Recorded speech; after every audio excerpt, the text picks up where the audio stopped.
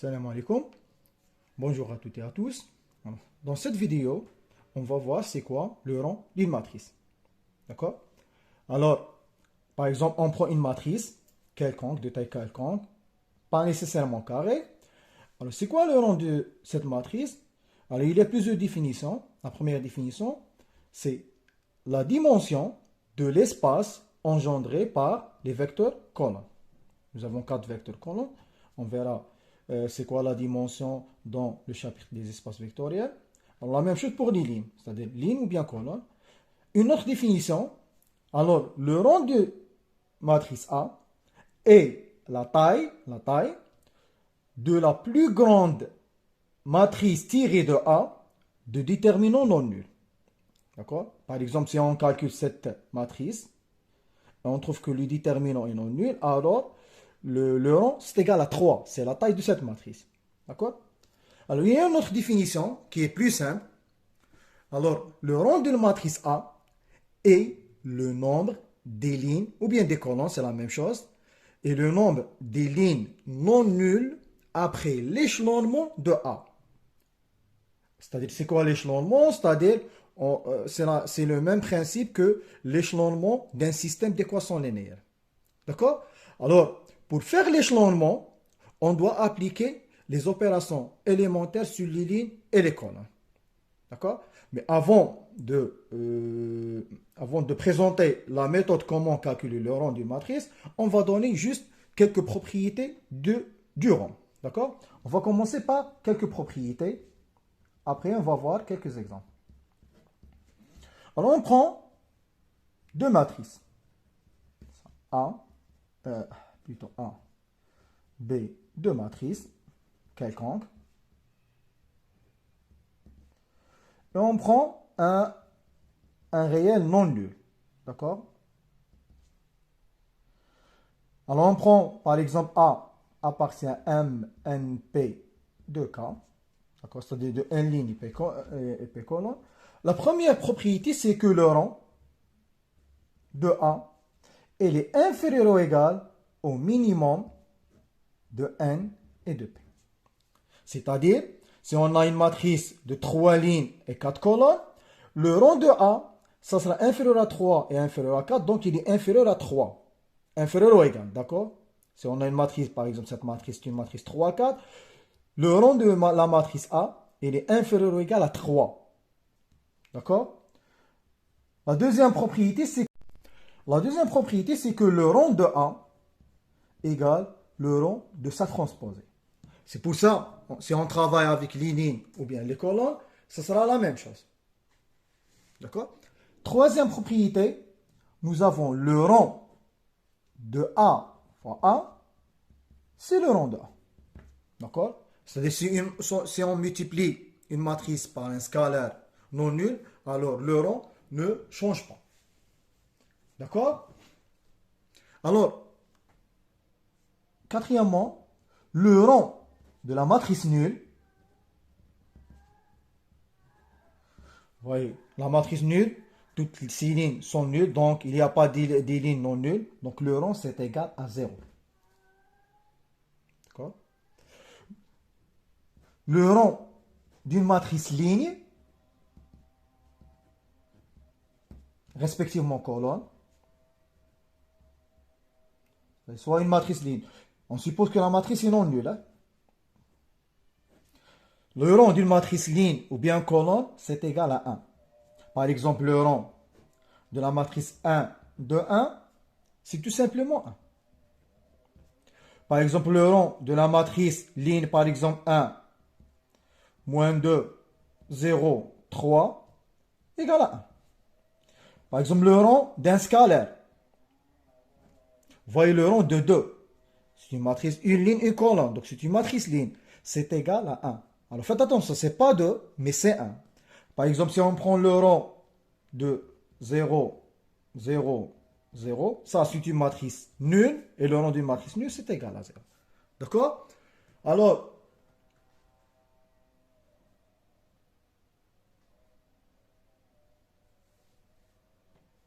une propriété très importante, c'est que, sixièmement, si A appartient à Mn de K, c'est-à-dire une matrice carrée, d'accord? Alors, nous avons une propriété qui dit que le rang de A est égal à n, c'est-à-dire la taille de la matrice, si et seulement si A inversible. Bon, A inversible, c'est-à-dire déterminant de A, c'est égal à 0. Différent de 0 plutôt, d'accord? Donc, ça c'est un cas particulier, parce qu'on peut trouver une matrice carrée de taille par exemple 3, tel que le rang c'est égal à 2, si la matrice n'est pas inversible. Parce qu'on a dit que le rang c'est inférieur ou égal au minimum. C'est-à-dire si on a le n et le p c'est égal à 3, donc le rang c'est inférieur ou égal à 3. Donc il peut être 1, 0, 2 ou bien 3. Alors pour calculer le rang d'une matrice, on commence par échelonner cette matrice en appliquant les opérations élémentaires sur les lignes ou bien les colonnes. Après, c'est quoi le rang? Le rang est alors le nombre de lignes ou bien les colonnes non nulles après l'échelonnement de cette matrice. D'accord? C'est le nombre des lignes non nulles de la matrice échelonnée. Alors, pour calculer pour échelonner une matrice, on applique ce qu'on appelle les opérations élémentaires sur les lignes de la matrice ou bien sur les colonnes. C'est le même principe que échelonner un système d'équations linéaires. La première opération, c'est permuter deux lignes de A. Elle est notée, on permute la IM ligne et la JM colonne. La même chose pour les colonnes. La deuxième, c'est multiplier une ligne par un scalaire qui est alpha non nul. Ou bien la même chose pour les colonnes. Et la troisième opération, c'est ajouter à une ligne un multiple d'une autre ligne. C'est-à-dire ajouter à la IM ligne un multiple de la JM colonne. Alors, ces trois opérations nous permettent d'échelonner, de trouver une matrice échelonnée qui a le même rang que notre matrice initiale. C'est calculer le rang de A. Alors, d'après la première propriété, le rang de A c'est inférieur ou égal à 3 et 4. Donc, le rang de A c'est inférieur ou égal à 3. D'accord?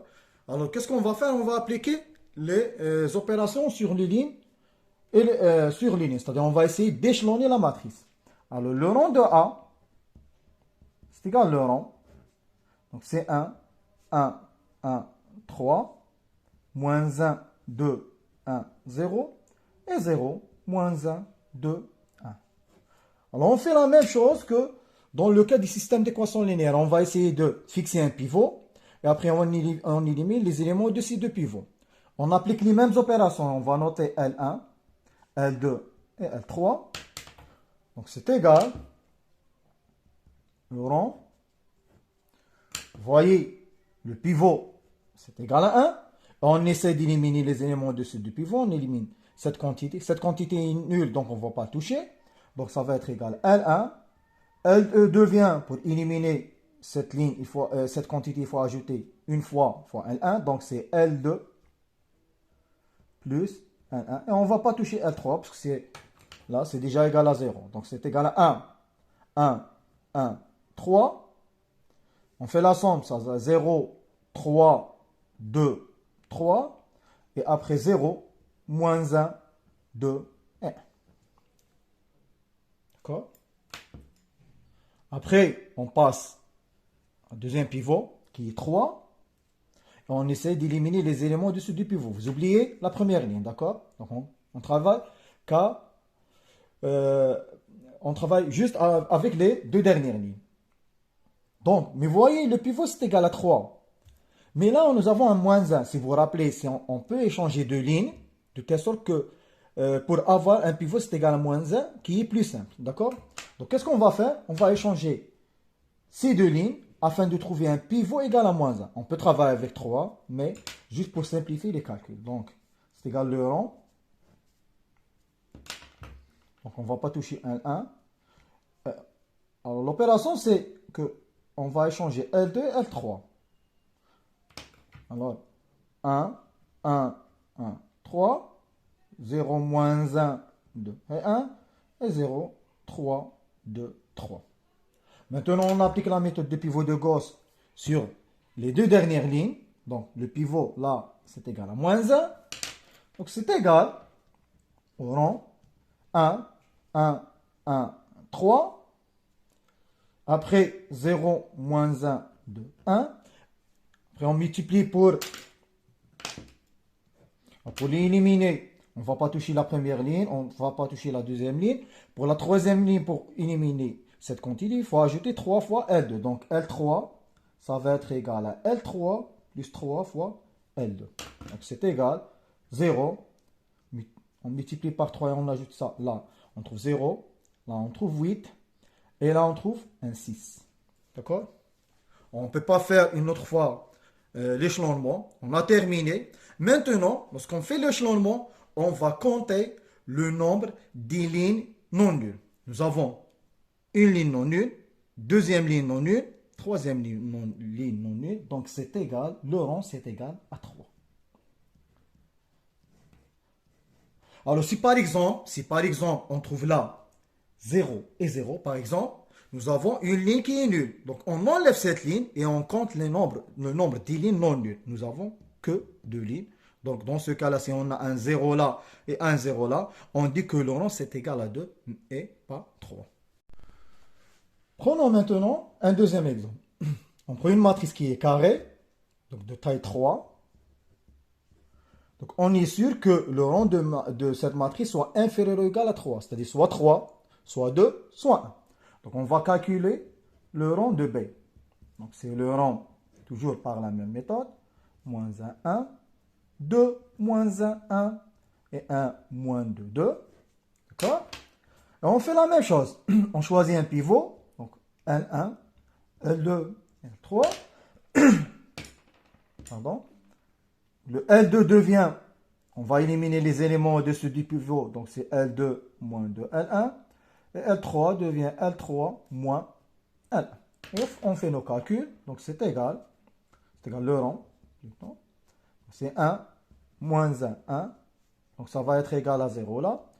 2 fois cette quantité, ça va nous donner 1. Et là, ça va nous donner moins 1. On fait que les calculs. Donc, là, on trouve un moins 1. Et là, on trouve un 1. D'accord? On continue notre travail. Donc, L1, L2, L3. Notre pivot, maintenant, c'est égal à 2. C'est égal à 1 plutôt. Et L3 devient L3. On élimine les éléments au-dessus du pivot. Plus L2. Donc, c'est égal au rang de 1, moins 1, 1, 0, 1, moins 1. Et on fait la somme, on trouve 0, 0, 0. D'accord? On a terminé l'échelonnement. Maintenant, on compte le nombre des lignes qui sont non nulles. On n'a que 2 lignes non nulles.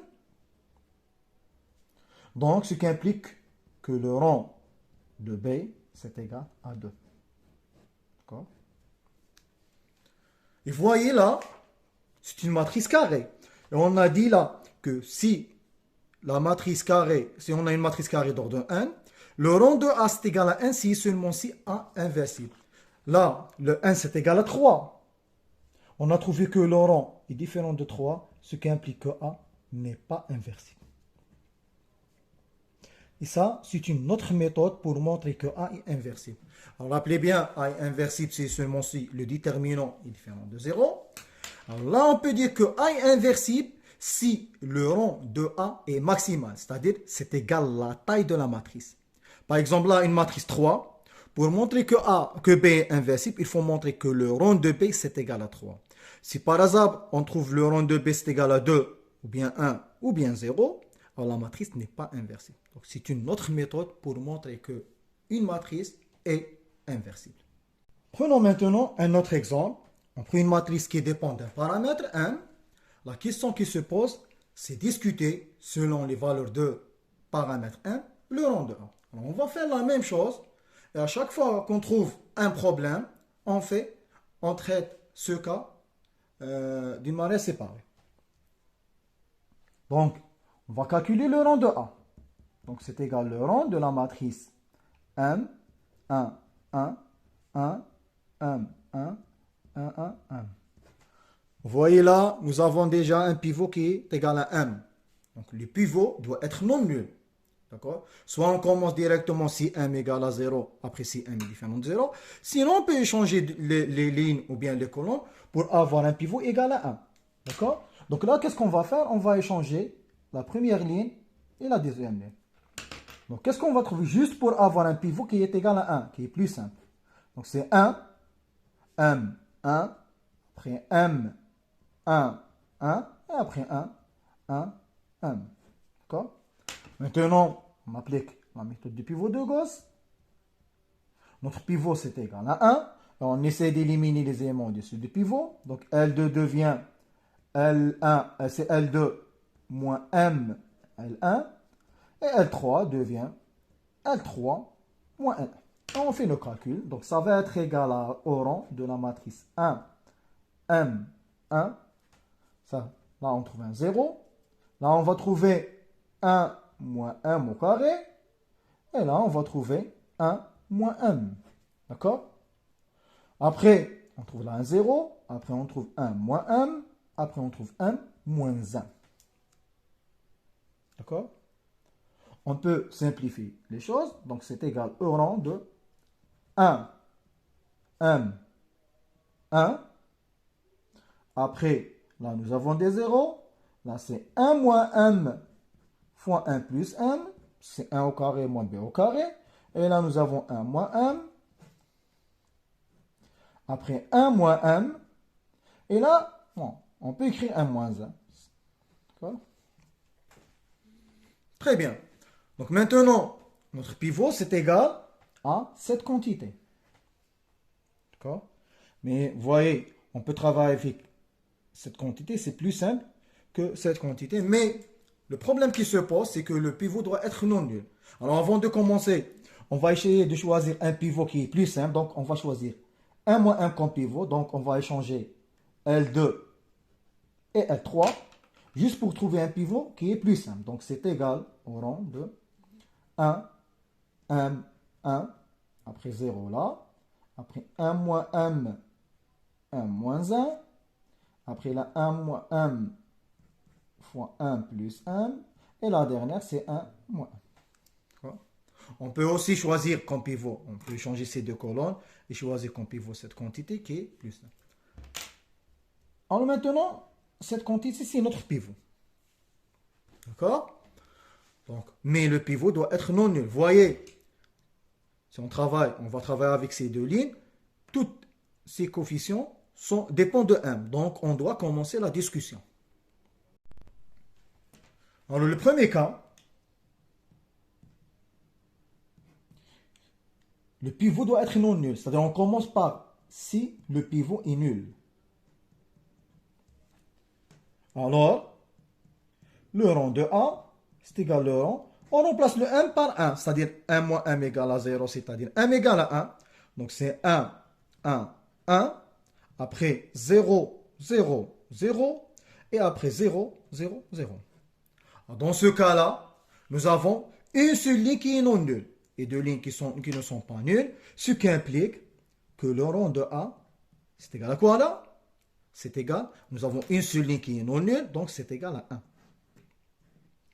Et dans ce cas-là, la matrice n'est pas inversible, car le rang c'est égal à 1. C'est-à-dire pour m égale à 1, vous voyez, c'est évident, parce que c'est m égale à 1, on trouve 3 colonnes égales, donc le déterminant est égal à 0. D'accord? Juste pour voir le lien, quel est le lien entre le rang d'une matrice et l'inversibilité. Deuxième cas, si m différent de 1. Alors, dans ce cas-là, le rang de A, c'est égal le rang de 1, m, 1. Après là, nous avons un 0, 1 moins m et 1 moins 1. Et la dernière, là, nous avons un 0, 1 moins m fois 1 plus m. Et là, nous avons 1 moins 1. D'accord? Donc, puisque m est différent de 1, donc notre pivot doit être non nul, on essaie d'éliminer les éléments au-dessus du pivot, c'est-à-dire cette quantité. Alors, pour éliminer cette quantité, on multiplie 1 moins 1 fois 1 plus 1, et on fait la soustraction. Donc c'est L3 moins 1 plus M fois L2. Donc on trouve comme résultat, c'est égal le rang. Donc c'est 1, M, 1, 0, 1 moins M, 1 moins 1. Après là, nous avons des zéros.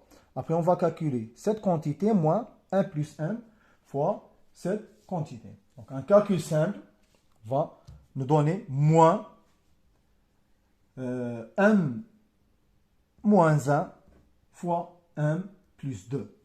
Fois M plus 2. Fois 1 plus 2, d'accord? Donc, là, nous avons trois lignes.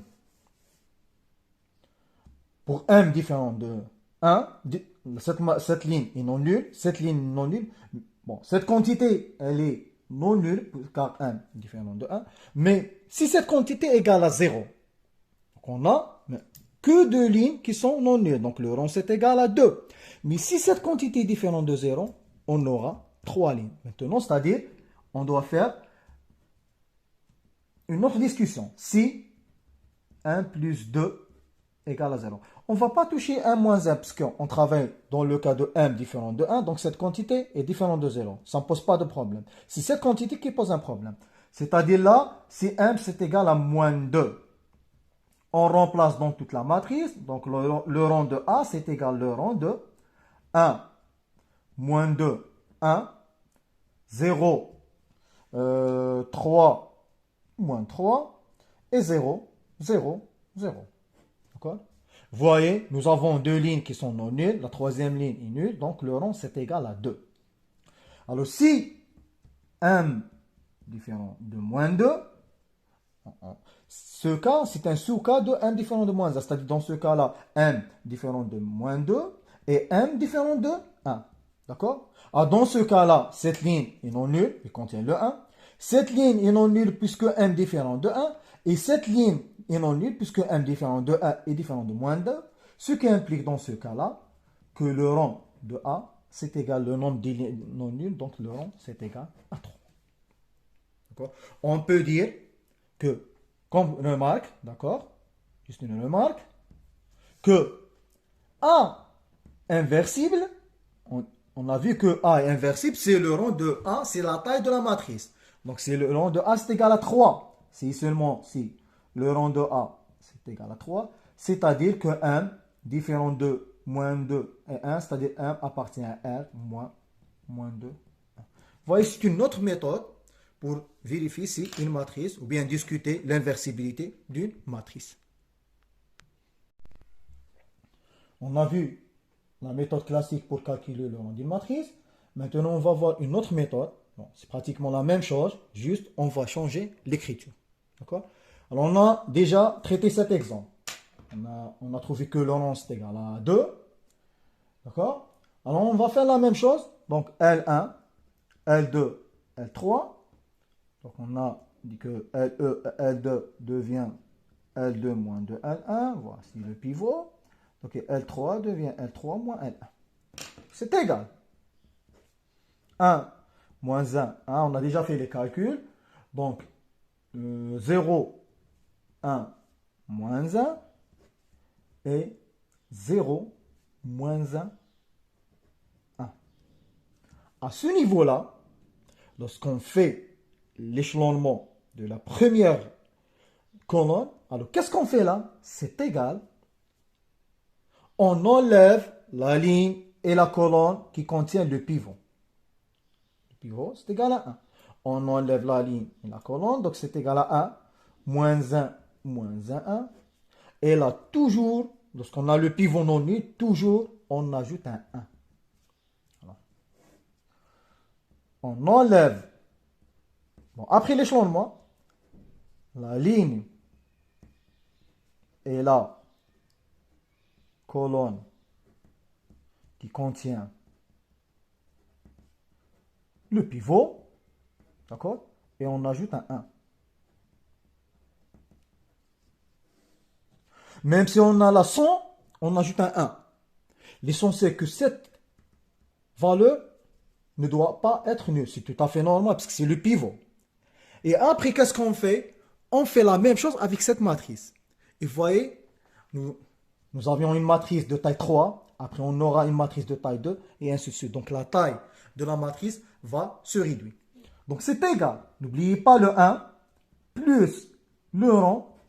Donc, 1 moins 1 moins 1. Et après, on applique la méthode de pivot de Gauss sur cette matrice qui est plus simple. Donc, c'est L1, L2. L2 devient L2 plus L1. Donc, c'est égal 1 plus le rang 1 moins 1. Lorsqu'on fait la somme, donc 0 et 0. Après, on fait la même chose. On enlève la ligne et la colonne qui contiennent le pivot et on fait sortir un 1. C'est pas le 1. Ce 1, c'est pas cette valeur.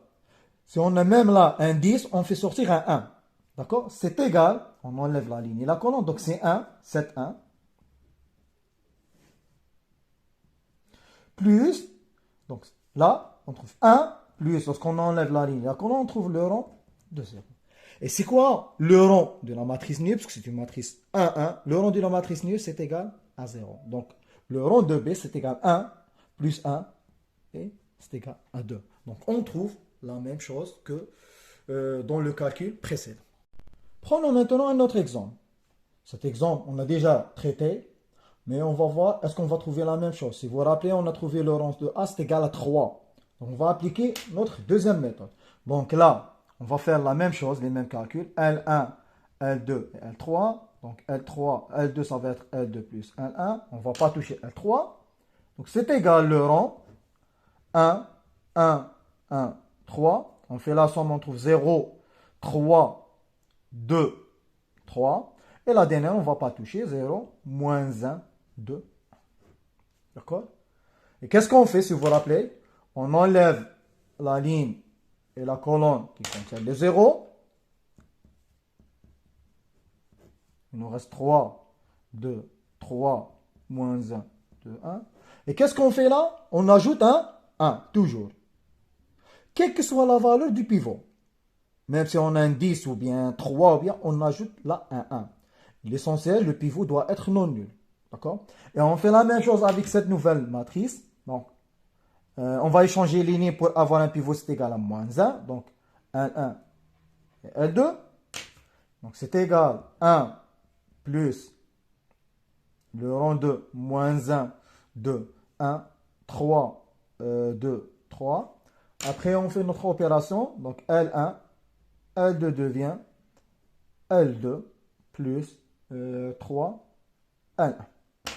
Donc, c'est égal à 1 plus le rang. Donc, c'est moins 1, 2, 1. Là, on trouve 0. Là, on trouve un 8. Et là, on trouve un 6.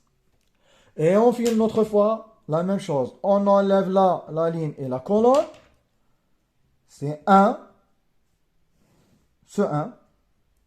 Plus, alors il nous reste le rang de vecteur ligne. D'accord? C'est une matrice ligne. Et là, on ajoute un 1. On n'ajoute pas moins 1. On ajoute un 1. D'accord? L'essentiel, si le pivot est non nul, on ajoute un 1.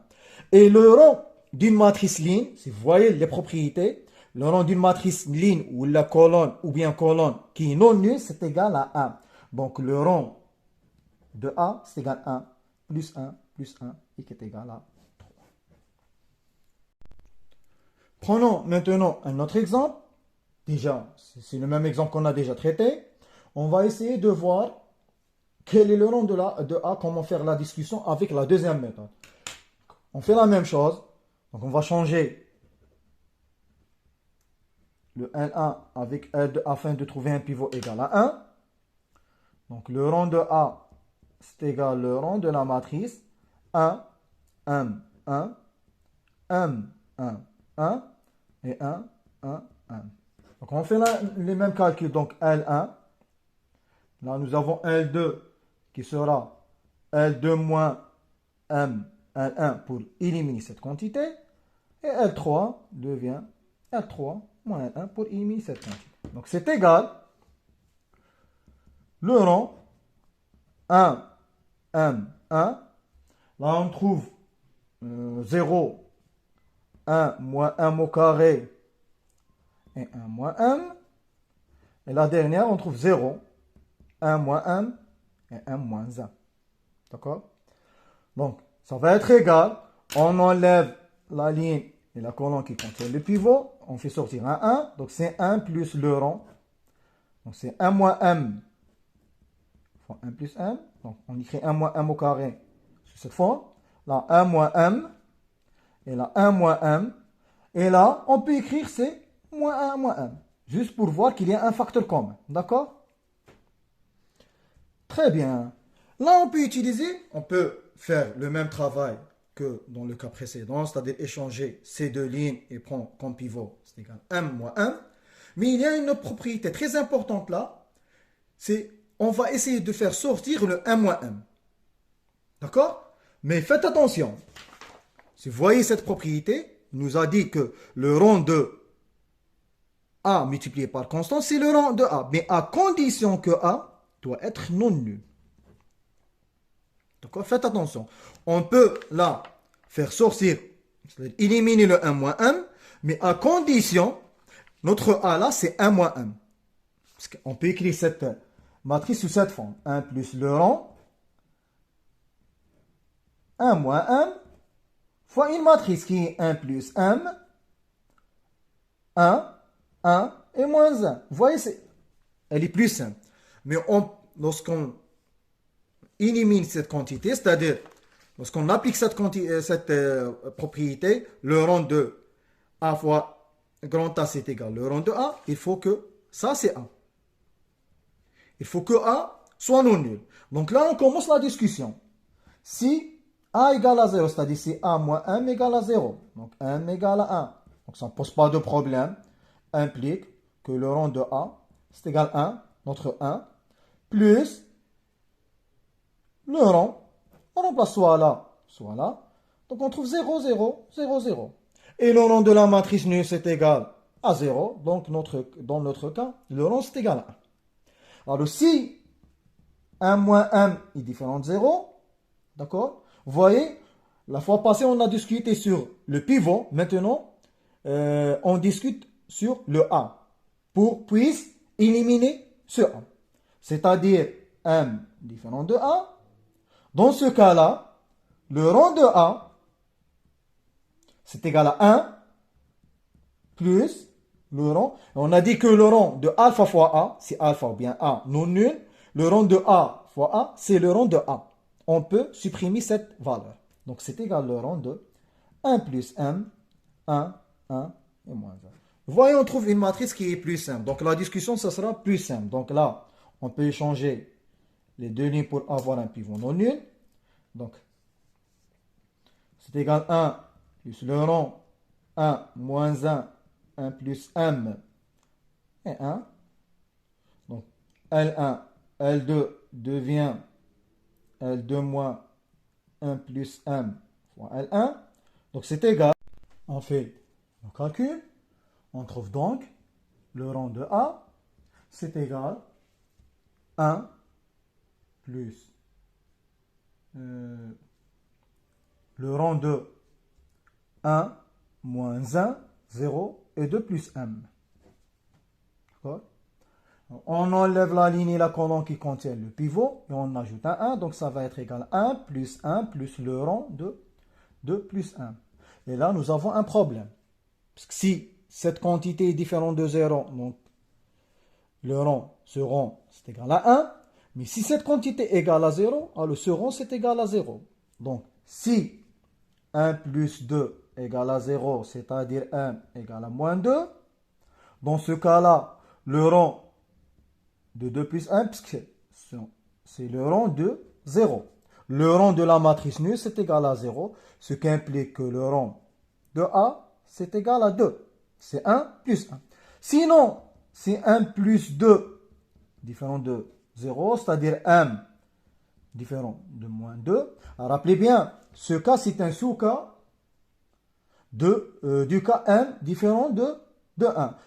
C'est-à-dire, là, nous avons m différent de 1 et m différent de moins 2. Dans ce cas-là, le rang de 2 plus m, c'est le rang d'une matrice constante qui est non nulle. Cette quantité est différente de 0, donc cette quantité égale à 1, ce qui implique que le rang de A, c'est égal à 1 plus 1 plus 1, c'est égal à 3. Et on trouve la même chose.